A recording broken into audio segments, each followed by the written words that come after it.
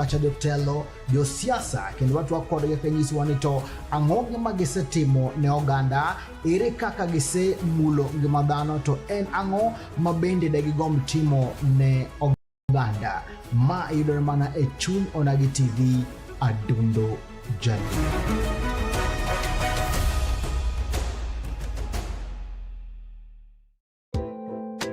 Ma en Duond Onagi.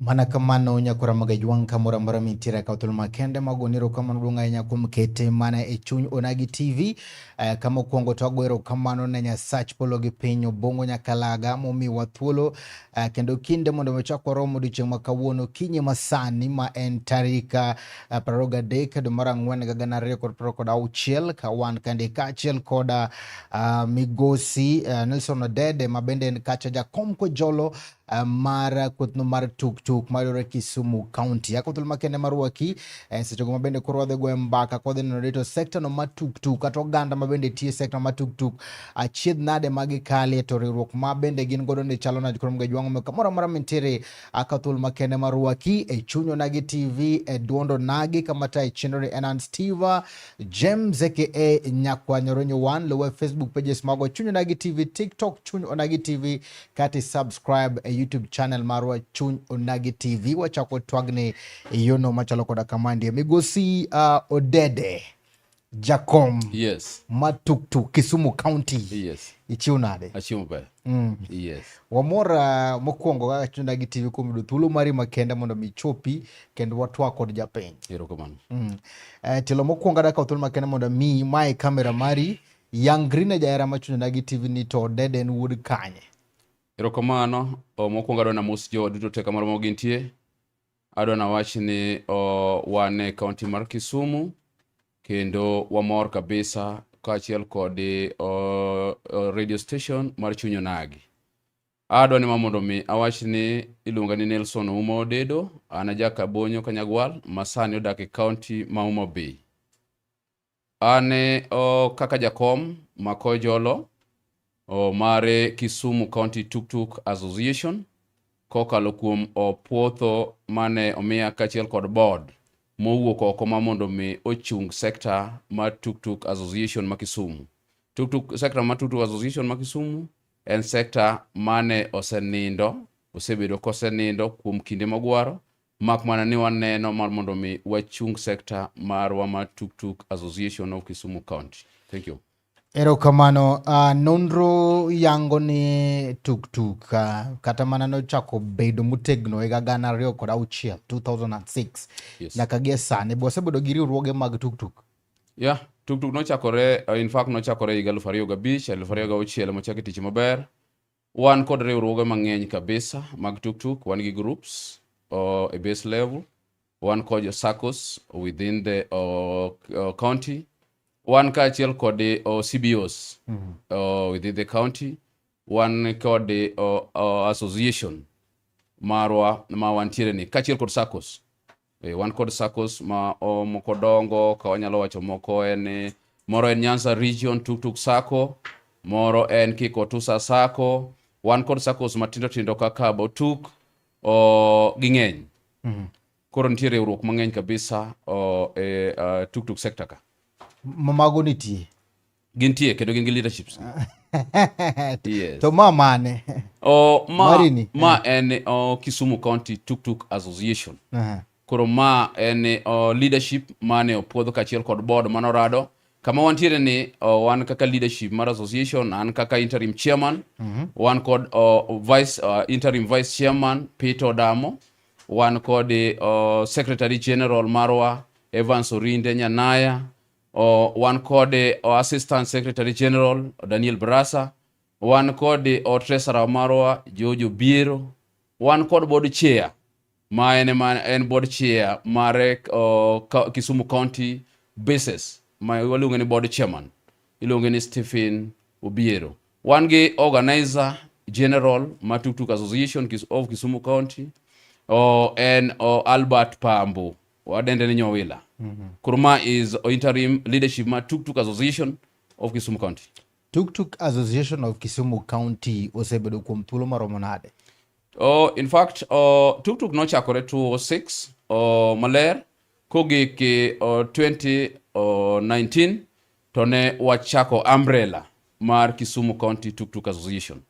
Nyaka nwachake umbrella no waseneno kwadhi gi leadership mantie, makmane leadership mantie koseterowa maber ahinya. Koro nochuno mar mondo mi leadership mawuoyo ni en part mar leadership. Koro mano chakore 2006. Kisumu County Tuktuk ma koro Italian. Yes, ma to koro nochakore 2006. Yene modo ni mamondo mi o revive Tuktuk Association manosenindo. Osenendo. Yes. In angome interim same wacho ni jakom kojolo. Yes. Tiende ni nitire jakom. Yes. Angomo timore. Jakom wan godo en jakom ma kosetiyo kodwa maber ahinya. Osekelo ga gimilo ni disunity a sector mar Tuktuk Association of Kisumu County. Kisumu County wan kod bases 72. One code members, over 5,000 members within Kisumu County. And yet, Jakom okosidil kod bases 72 gi maber. Okosidil kod members ma over 5,000 in maber.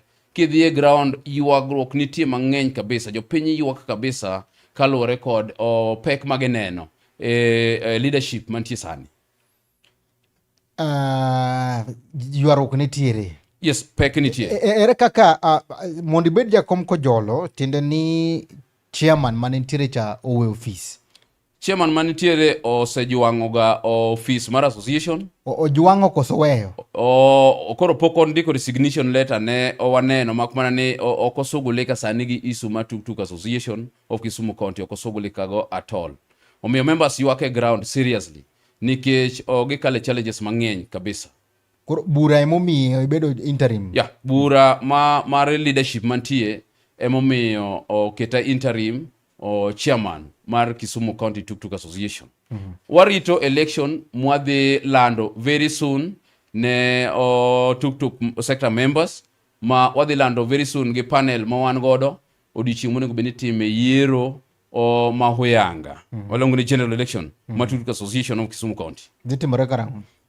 Wachando gi panel wa aparo ni wadhi duoge studio kwa miyuga walando ne jopiny ayanga odiochieng' mar election, general election mar leadership mar Tuktuk Association of Kisumu County.